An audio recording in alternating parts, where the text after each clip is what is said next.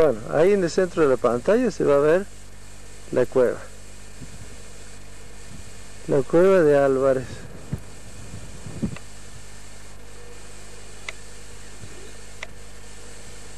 Esa es la entrada de la cueva.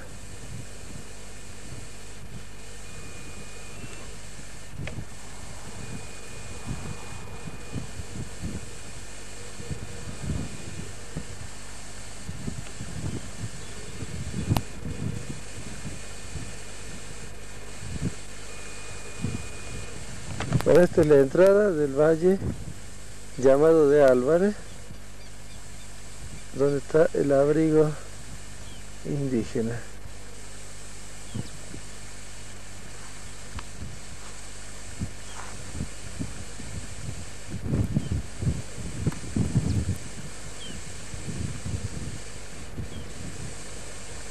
¿Quién viene?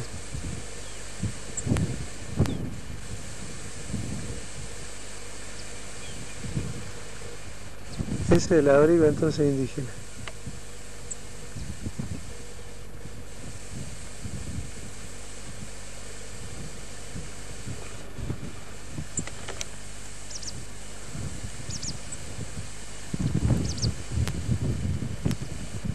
Es una gruta, un abrigo natural que ha sido aprovechado por los aborígenes. Está mirando hacia el norte, en una zona muy difícil de acceso, quizá para poder vigilar bien la zona, y domina todo el valle hacia el norte. En este valle corre un río, un mallín, que va semi-enterrado, pero es un valle muy fértil. Bueno, nos vamos acercando entonces al pie de la entrada de esta gruta. Ya se la puede ver casi de frente.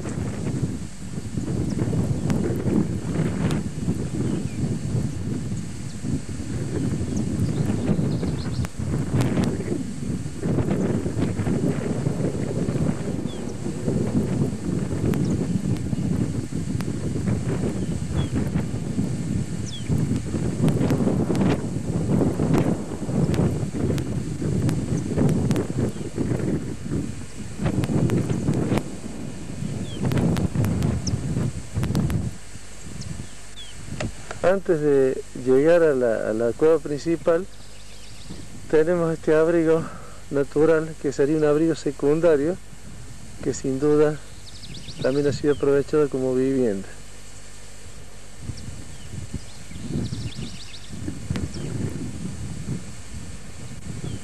Más arriba encontramos la cueva, que es la que tiene todas las huellas antropológicas de haber sido una cueva de manufactura especializada, posiblemente de aborígenes que ya pasaban el periodo cazadores nómades a un principio de un periodo de sedentarios, alfareros, agricultores.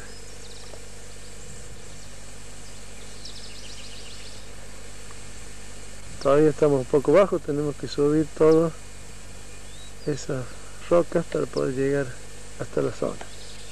Cueva secundaria.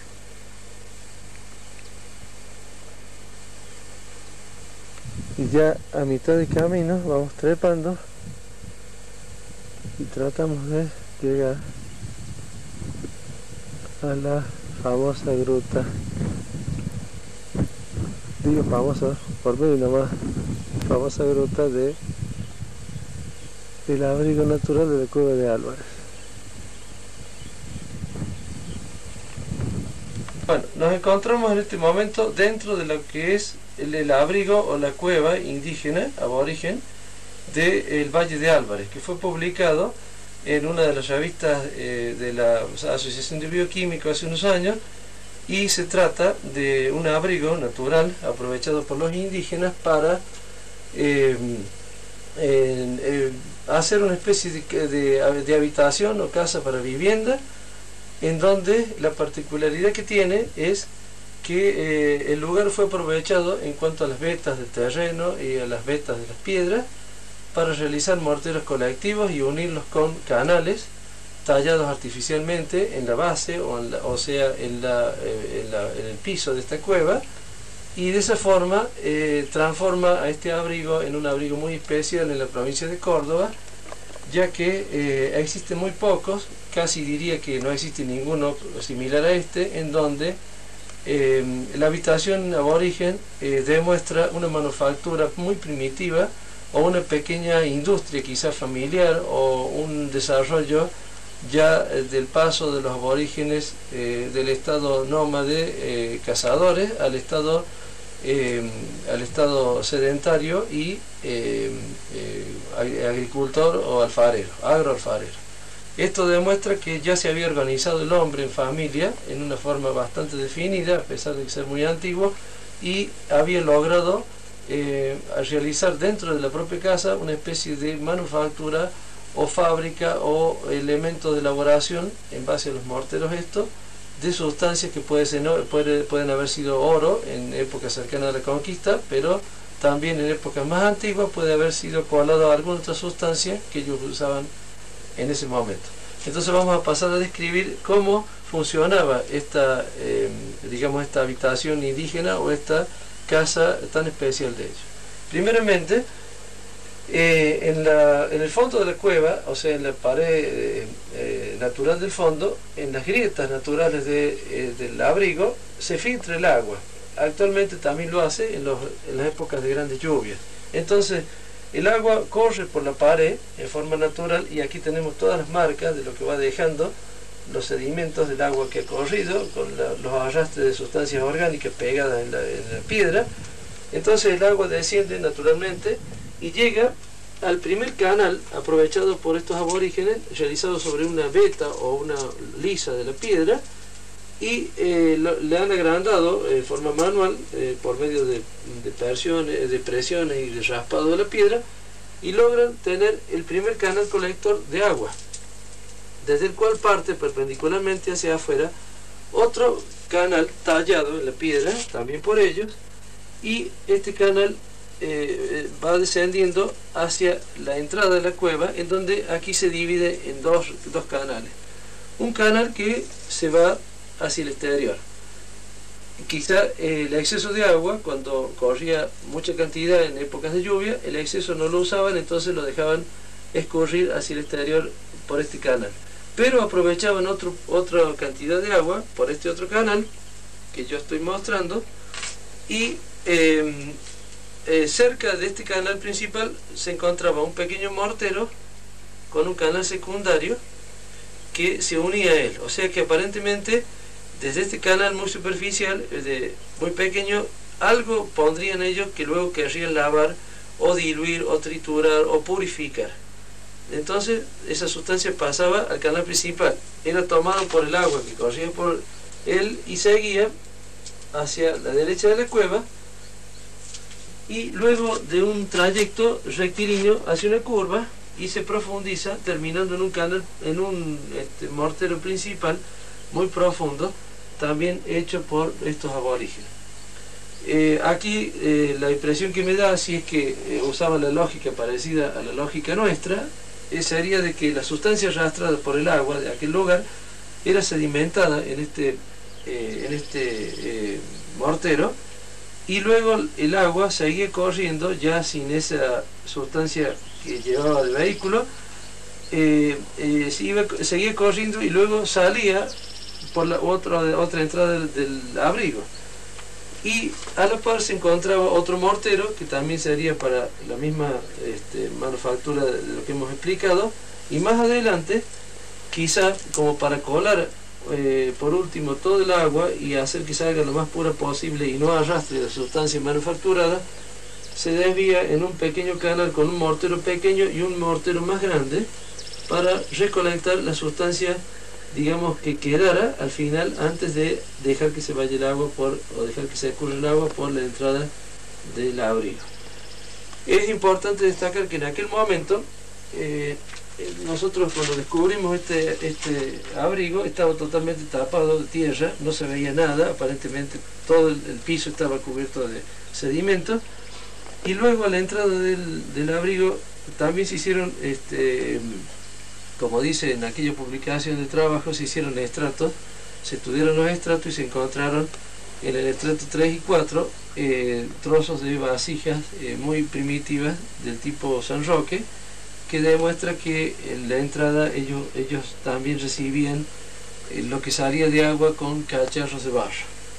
Por último, volviendo al fondo de la cueva, tenemos otra pérdida por fisura de agua en forma natural que se escurre actualmente inclusive hacia el fondo de la cueva y que termina en otro canal al lado del cual se ha tallado en forma artificial otro mortero fijo de suma importancia, porque tanto el pulido como el tallado, acá podemos acercar un poco más la cámara, tanto el pulido como el tallado del mortero demuestra un intenso uso, ha sido muy diferenciado con respecto a los otros.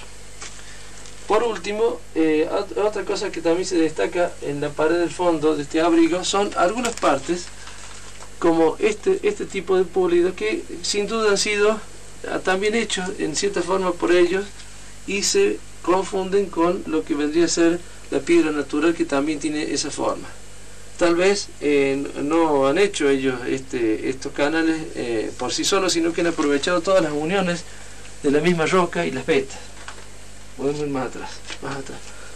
Por último, podemos destacar el techo de uno de los lados, que se encuentra con una serie de vestigios muy pronunciados de lo que fueron las grandes fogatas que han hecho estos aborígenes cuando vivían acá.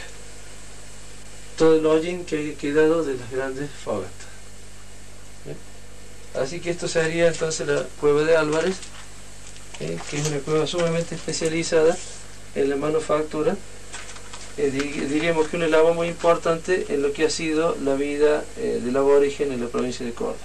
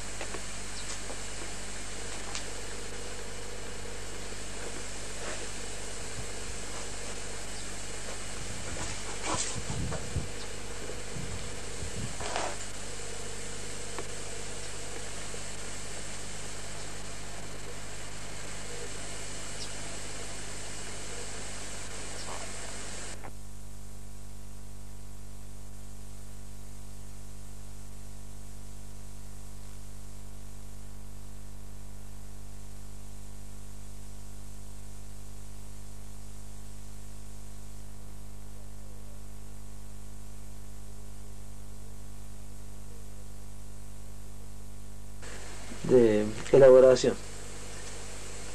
Último, vemos desde dentro de este abrigo tan especial, tan fresco en verano, tan tibio en invierno, vemos la vista que se puede ver. Estamos muy alto y al fondo vemos ese valle fértil que posiblemente haya sido trabajado por ellos, hoy ha sido usado para la vida diaria, a la vez que les servía estas alturas para detectar cada movimiento en la zona.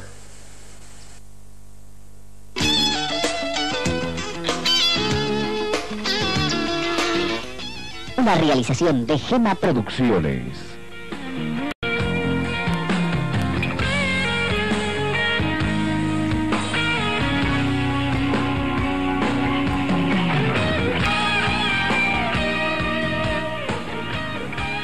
Producción general, Jorge Asensio. De Airesol Caza y Pesca. Hoy, como es una costumbre nuestra, tenemos un programa muy variado, donde vamos a tener algo nuevo en antropología, algo nuevo en estos programas, porque ya hemos tenido la oportunidad de tener estos micros, ya les voy a explicar con quién. Vamos a hacer algunos comentarios del por qué se suspendió el campeonato del vuelo, de tiro al vuelo de la perdiz. Vamos a estar nuevamente a requerimiento de nuestros televidentes, con aquel famoso micro que hicimos con el tirador de platillos, con escopeta Benelli, muy pedido por ustedes. Vamos a estar nuevamente en este primer blog. Celestino Adolfo Piotti, escuchen bien, médico cirujano, especialista en medicina del trabajo, médico de tribunales, perito oficial en antropología física y arqueología del Poder Judicial, asesor de la Cátedra de Medicina Antropológica de la Facultad de Medicina de la Universidad Nacional de Córdoba. Esto paso a explicarlo como es el primer micro de un retorno que tiene aquí, y voy a saludarlo al doctor Celestino. ¿Cómo le va? Buenas noches, un gusto tenerlo nuevamente. Hoy vamos a desarrollar un primer tema de antropología, como no podía ser menos, relacionado con lo que nos apasiona a todos, el deporte de la caza y la pesca, que tiene mucho que ver con lo que heredamos de nuestros antepasados. Precisamente sobre nuestros antepasados, este estudioso que está aquí conmigo va a pasar a explicarle, quedó entendido, doctor Celestino, los usos y costumbres, cómo comenzó esto que hoy derivó en un deporte, qué derivaciones tuvo y qué se utilizaba para ejercer esta actividad que era fundamental en aquel momento. Bueno, antes que nada quiero, además de saludarlo, por su intermedio a la producción de este programa tan cordial que siempre me he recibido, con el interés que uno pone, el mismo interés que ustedes reciben. Por lo tanto, es muy grato para mí volver a encontrarme con ustedes, ¿no? Muchas gracias. Sí, efectivamente, de lo que actualmente es el deporte de la caza, en Córdoba, que es lo que nos interesa a nosotros en cuanto a sus orígenes, en un principio no fue ni mucho menos de cerca un deporte, sino que fue toda una actividad de supervivencia en el hombre primitivo, y que luego, con el transcurrir de los milenios, se puede decir que deriva por un lado en un deporte tan sano, tan educativo como es la cacería, la práctica de la caza, pero también deriva en una serie de acciones sociales y de organización social moderna de los hombres actuales, de las sociedades actuales. Nos llama la atención esa consideración de que de lo que puede haber sido hace, como dije recién, muchos milenios, una necesidad de supervivencia, porque el individuo prehistórico nuestro tenía la necesidad de alimentarse, entre otras, ¿no es cierto?, para formar sus grupos tribales.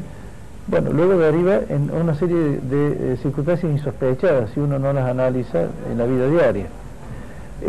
Considerando la provincia de Córdoba como una provincia especial en la Argentina, nosotros tenemos que considerar tres etapas en el hombre primitivo hasta el presente, que serían más o menos descritos de esta forma, muy simple, por supuesto. La primera, en donde el hombre primitivo era cazador nómade y era considerado el hombre de piedra de Córdoba, el hombre prehistórico, como es el representante de la Yampitín de Córdoba, ¿no? En esta época, digamos, el hombre se tenía que enfrentar al tipo de cacería de fauna extinguida, o sea, animales que han desaparecido en el presente. Esta sería una etapa en la vida del hombre. Luego la segunda etapa sería cuando ya el hombre evoluciona al Comechingón famoso, indio de Córdoba, el aborigen cordobés, en donde ya tiene que dedicarse a la cacería de animales de fauna actual, la misma fauna que tenemos nosotros. Y por último, tendríamos la tercera evolución de toda esta actividad, que sería la cacería actual, del hombre moderno. Esto se nota en el tipo de utensilios que usaban o en el tipo de armas que usaban. Claro, está bien dicho armas, o más que utensilios, porque servían no solo para cazar, sino para hacer sus guerras, ¿no es cierto? Claro. Lógicamente que en un principio eran lanzas con las puntas similares a las primeras puntas que tenemos en exposición, eran similares a la bola de arrojar o boleadora. Fue todo evolucionando y luego, cerca de la época de la conquista, la punta de proyectil lítica se transforma en punta de flecha. Quizá en la época de la conquista, donde ya aprenden del europeo a manejar el arco y la flecha. Aquí, de las tres etapas que yo le nombré, la primera, que es una etapa importante porque trataríamos de fauna extinguida, digamos que la vamos a dejar un poquito de lado por el tiempo y porque merece para Córdoba el tratamiento muy especial por un representante de esa fauna extinguida, que fue el gliptodonte. Entonces es muy especial tratarlo aparte, tratarlo especialmente de eso. Y luego pasaríamos a las dos etapas siguientes, la que más nos interesa en este caso es el aborigen de Córdoba, de las cacerías. Y bueno, podemos decir que ellos cazaban la fauna que actualmente está en mucho menor número actual, pero que es la misma que tenían ellos, ¿no es cierto? Animales de talla grande, tipo guanaco, tipo puma, tipo el pecarí. Ya empezaba en esa época la utilización de algunos utensilios para el aprovechamiento del cuero, sí, como para raspar el cuero, sí, para sobre todo en la época en donde el individuo todavía era cazador nómada, claro, en donde no aprendía a usar los tejidos o a elaborar los tejidos en base al ganado que luego adquiere cuando se hace sedentario. Tenemos un ejemplo en la segunda fila de una especie de aguja o un punzón con un orificio, yo diría que es una aguja lítica, o sea, de piedra, que servía casualmente para tratar de coser a su modo todos esos cueros derivados de la cacería, que tenía para vivienda, para ropa, no ropa sino para abrigo. Entonces ya se ven ahí los primeros esbozos de la utilización de toda la materia prima a partir de los animales, ¿no es cierto? Esta última fase que tenemos aquí sobre la mesa es la parte más moderna, digamos, claro, de estos indígenas, cuando ya insertan esa punta en flechas arrojadizas. Claro, ya ellos crean lo que se llama el pedúnculo, o sea, la parte inferior en donde se hace el encastre, no sé si, creo que la palabra está bien usada, en la vara de madera, ya sea con tientos o ya sea con resinas de árboles. Algunos árboles eran de una resina muy fuerte, por lo tanto era un pegamento ideal en ese momento para poder encavar, digamos, el arma, y se transforman en flechas, ¿no? Esto es cerca ya de la época de la conquista, como le dije recién, porque un poco que heredan de la conquista el manejo del arco y la flecha, ¿no? En esa época. O sea, ellos aprenden a partir de la conquista el uso del arco y la flecha. Ahí no contaban con esa tecnología. Se cree, porque no es muy claro en cuanto a eso la prehistoria, ¿no es cierto? Pero es de suponer que el arco no es de origen, digamos, americano, sino que es de origen europeo, siempre y cuando consideramos que Colón fue el descubridor de América. Eso es una cosa entre comillas. El hombre de hierro que encontraron en Europa tenía al lado suyo un portaflechas, flechas y un arco, y con una particularidad. Las plumas de atrás tenían destrojido. ¿Sabía eso? Se ha descubierto hace muy poco. Bueno, ese individuo pertenecía al paleolítico europeo, que es un poco distinto al nuestro, porque fíjese que el paleolítico europeo luego deriva en el poblamiento de América por el estrecho de Bering. Ya me está sacando del tema. Está bien. Claro, no, para que haga una comparación. Es muy linda la comparación, por lo menos para mí, ¿no es cierto? Entonces, digamos que el paleolítico europeo evolucionó anterior a todo esto de América. Bueno, doctor, vamos a dejar una incógnita más al cierre de este programa, porque tenemos acá un objeto que no hemos descrito. y que quisiera que lo hiciera usted y deje la incógnita para el otro micro que vamos a tener en el próximo programa. Esa incógnita se debe casualmente a el conocido gliptodonte cordobés. Esto pertenece a una vértebra, de las vértebras caudales del gliptodonte, un animal que tuvo en Córdoba un desarrollo muy especial. Y es interesante tratarlo por separado. ¿Por qué? Porque la técnica de cacería del individuo primitivo varía muy mucho comparado con la técnica posterior. Perfecto. Le agradecemos mucho su presencia. Dejamos la incógnita del gliptodonte para el próximo programa, que creo que todos van a estar prendidos de esto. Bueno, Y nosotros nos vamos a una primera pausa comercial y enseguida estamos con ustedes.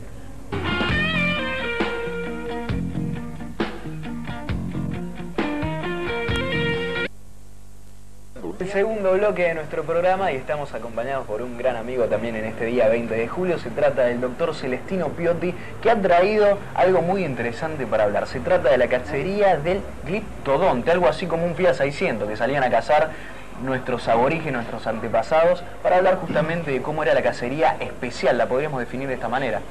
Sí, se trataba, como dijimos en el programa anterior, de tocar este tema en una forma especial, porque Córdoba en la prehistoria fue un reducto importante del animal ¿no? De este tipo de fauna extinguida que se llama, ¿no?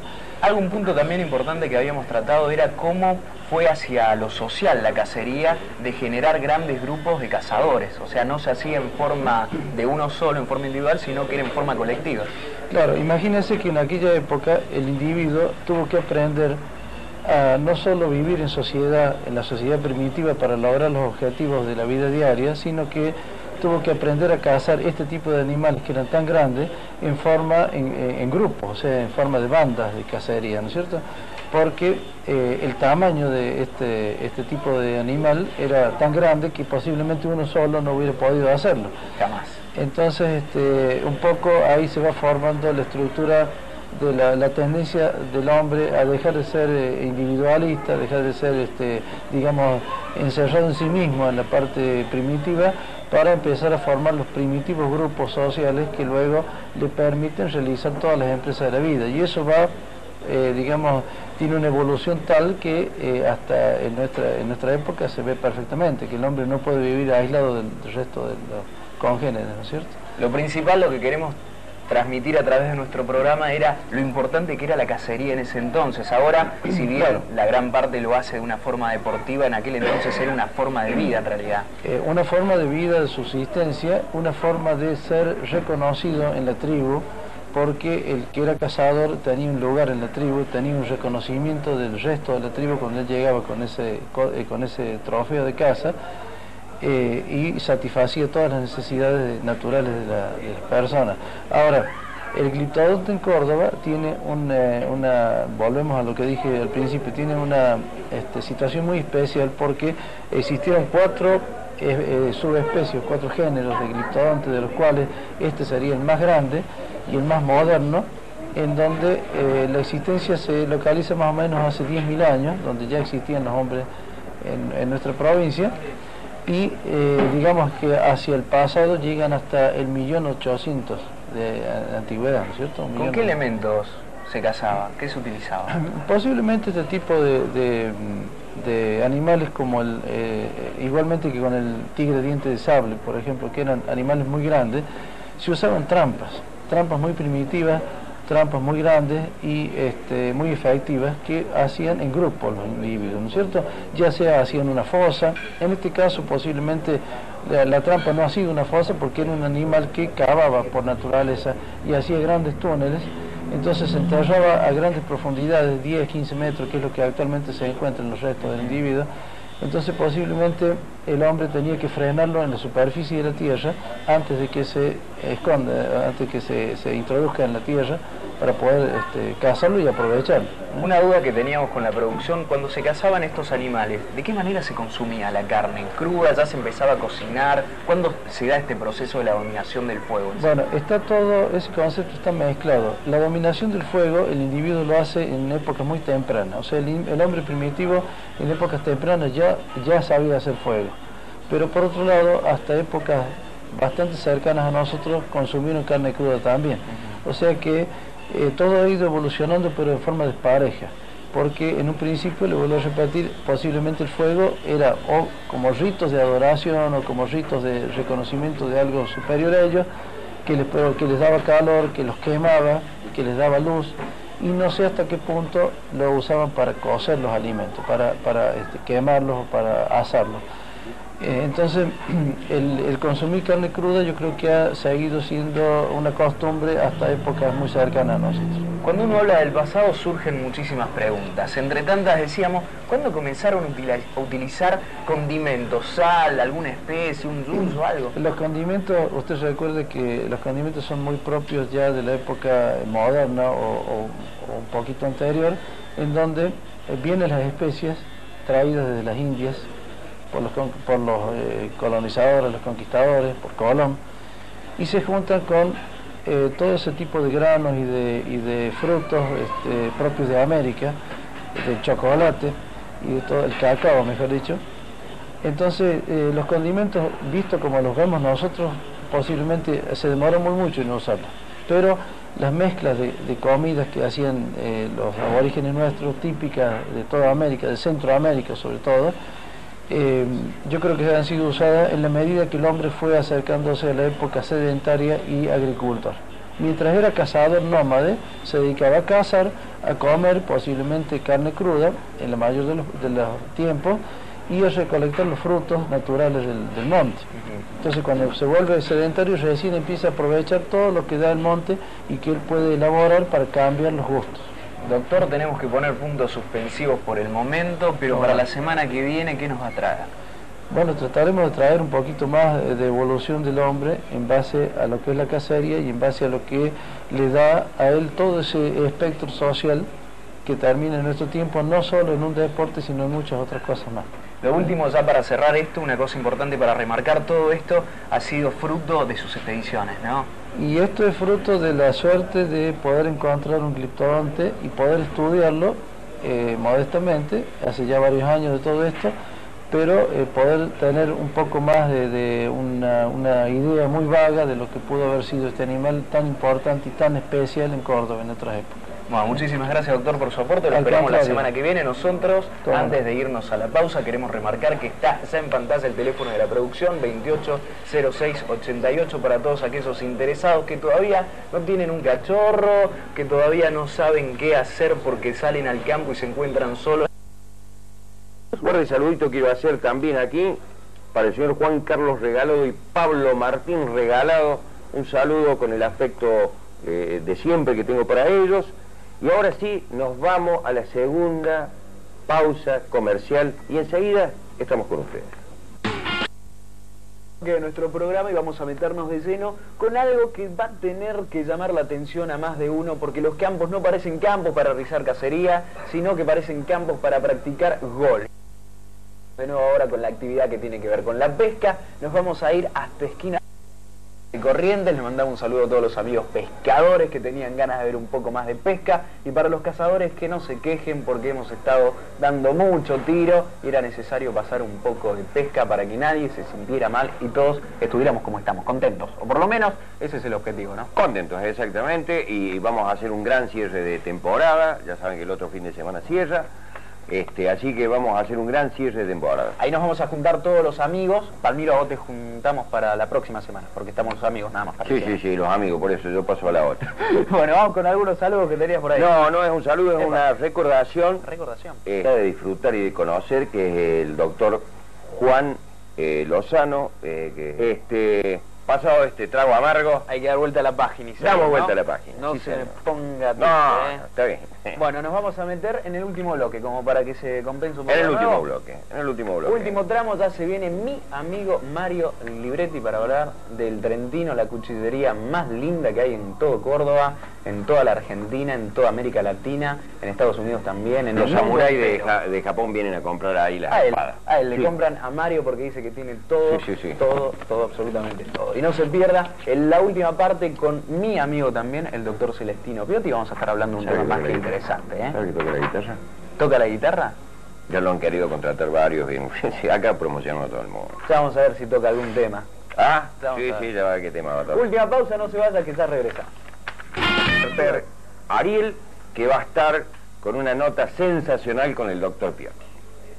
Gracias, Palmiro, y como bien lo dijiste, acá estoy con mi amigo el doctor Celestino Piotti para hablar de la importancia de los cazadores en las antiguas comunidades. En el comienzo de la civilización podríamos meternos así, introducirnos de esto. Hoy un programa más que especial para el doctor porque se está despidiendo, pero en forma pausada, porque siempre es un informador amigo de la casa y seguramente va a tener cosas más interesantes para venir a contarnos en un futuro, pero por compromisos que tienen que ver con la enseñanza que el doctor tiene, va a ser un alto por así, pero va a venir de vez en cuando. Pero vamos a meternos ya de lleno con la importancia que era el cazador. ¿Qué significaba el cazador para las civilizaciones antiguas? Bueno, el cazador, retomando un poco el tema de lo que anunciamos, lo que relatamos muy brevemente en los otros programas, tenía que tener ganarse un estatus o un nivel dentro de su familia y dentro de la tribu, ¿no? Era la élite. Claro, de acuerdo al desarrollo que había tenido el cazador, digamos, había logrado para hacer esta actividad, hacía que fuera muy respetado o no por su familia, sus hijos, su esposa. De ahí la necesidad que él tenía siempre de progresar en todas estas actividades. Creando armas, algún lugar específico. No solo creando armas, sino desarrollándose él mismo en su medio de cacería, ¿no? De ahí surge una serie de importancias, una serie de temas muy importantes que alejan a la cacería como deporte para tratarla como un medio de organización social primitiva. ¿Por qué? Porque había tribus que desarrollaban la tendencia hacia sus primeros hijos de que fueran de sexo masculino para, digamos, heredar del padre toda esa forma de cazar y de subsistencia para la familia.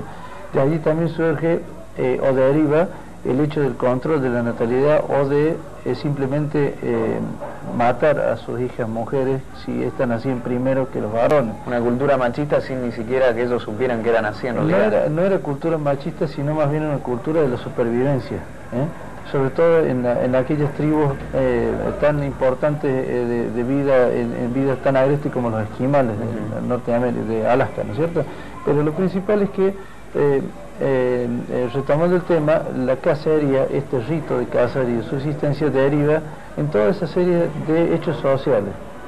De allí que, por ejemplo, ellos son los primeros ecologistas. Claro, ¿cómo se hacía el control ecológico? Porque... Bueno, ellos en